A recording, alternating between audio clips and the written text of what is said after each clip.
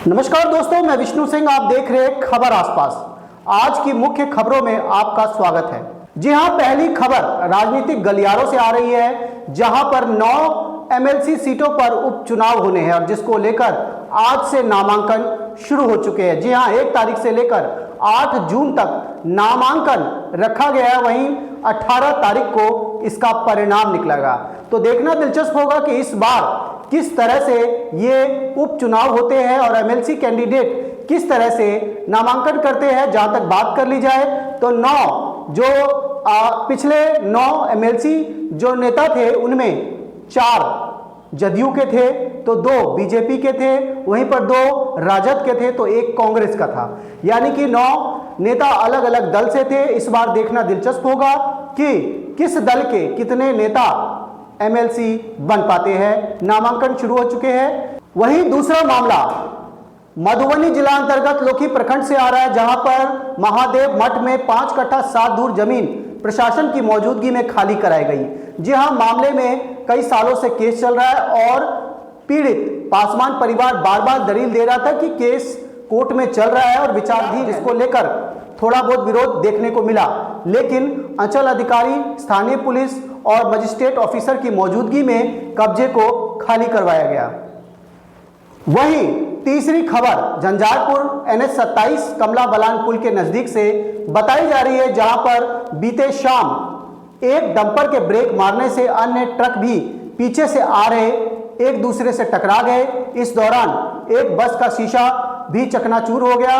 वहीं एक बाइक चालक को भी कुछ चोटें आई। हालांकि प्राथमिक चिकित्सा के बाद वो अभी स्वस्थ है, लेकिन इसमें ट्रकों का नुकसान हुआ। हालांकि जान माल की नुकसान नहीं बताया जा रहा, लेकिन ये एक बड़ी घटना हो सकती थी। NH 27 पर इस तरह की घटनाएं सोचने योग्य है। वहीं चौथी खबर न केवल बिहार में बल्कि आज पूरे देश में एक चर्चा का विषय बनी रही। जी हां, सुबह जैसे ही लोगों ने मोबाइल को हाथ में लिया तो एक बड़ा विवाद उन्हें देखने को मिला। ये विवाद आज तक की एंकर अंजना ओम कश्यप ने यूट्यूबर टीचर्स के ऊपर जिस तरह का तंज कसा था, जिस तरह से उन्हें 2 कौड़ी का टीचर कह के बुलाया था, इस विषय को लेकर न केवल खान सर अपितु बहुत सारे ऑनलाइन टीचर्स भी इस मामले को लेकर विरोध दर्ज किया और अपनी प्रतिक्रिया दी। इस पर खान सर की प्रतिक्रिया खासा देश में वायरल हो रही है। वहीं दूसरी तरफ अंजना ओम कश्यप ने भी अपनी प्रतिक्रिया अपने कमेंट में और अपने ट्विटर में दी, जो कि आप इस समय देख रहे हैं। वहीं अगली खबर झंझारपुर थाना अंतर्गत सिमरा पंचायत से आ रही है, जहां पर NH पर पुलिस गश्ती के दौरान एक संदिग्ध बाइक सवार की जानकारी मिली। पुलिस ने जब पीछा किया तो नजदीकी खेतों में व्यक्ति को धरा गया। व्यक्ति की पहचान 30 वर्षीय युवक अंजनी कुमार के रूप में हुई है और उसके पास से लगभग 850 ग्राम नशीला पदार्थ गांजा बरामद हुआ है। मालूम हो बीते कई महीनों में झंझारपुर अनुमंडल अंतर्गत गांजे की बड़ी बड़ी खेप पकड़ी गई है, फिर वो चाहे 1 कुंटल 44 किलो की हो, 23 किलो की हो और ये 850 ग्राम की हो। लगातार गांजा क्षेत्र में पकड़ा जाने से निश्चित रूप से जो इस तरह का व्यवसाय करता है उनके बीच में एक हलचल मची हुई है। वहीं अगली खबर IPL क्रिकेट से।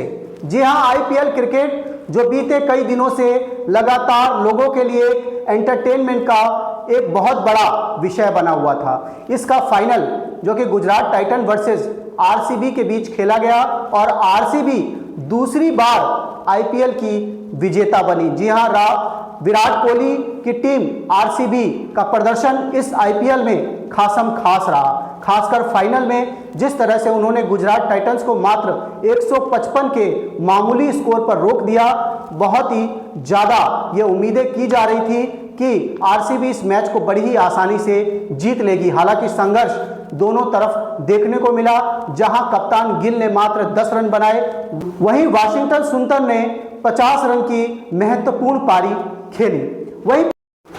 वहीं इसके जवाब में जब RCB बल्लेबाजी करने उतरी तो लगातार IPL में अच्छा प्रदर्शन कर रहे वेंकटेश अय्यर के ऊपर खासा नजरें थी और उन्होंने भी निराश नहीं किया। 32 रन की छोटी लेकिन महत्वपूर्ण पारी खेली। वहीं दूसरी तरफ चेज मास्टर यानी कि चेजिंग में सबसे ज्यादा रन बनाने वाले विराट कोहली ने 75 रन की नाबाद पारी खेली और इस नाबाद पारी के बदौलत आरसीबी ने इस मैच को 18 ओवर में जीत लिया, यानी कि 18 ओवर में 156 रन का स्कोर हासिल कर लिया और साथ ही हासिल किया आईपीएल की वो ट्रॉफी जिसके लिए टीमें कई दिनों से आपस में भिड़ रही थी, लड़ रही थी और संघर्ष कर रही थी। आरसीबी का ये सफर फाइनल में जीत के साथ खत्म हुआ और विराट कोहली ने फिर एक महत्वपूर्ण ट्रॉफी अपने हाथ में ली। मित्रों, मुख्य खबरों का ये एपिसोड आज यहीं समाप्त होता है। उम्मीद करते हैं हम लगातार ये मुख्य खबरों का एपिसोड आपको दिखाते रहेंगे और अपने आसपास की खबरें जो इस समय 5 है ये 10 भी होगी और 20 भी होगी और 20 खबर के साथ जल्द ही आपसे मिलेंगे। देखते रहिए खबर आसपास।